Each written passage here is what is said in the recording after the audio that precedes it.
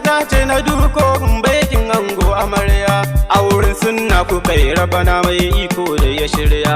Allah shine ya kai mu bikin nan naku muna ta zarya, komai lokaci gare shi ku gane batun nan babu ƙarya. Sai mu yi ta marhaba dan bikin nan naku muke ta murna, aure bautar ilahu gwanin nan namu muke ta murna.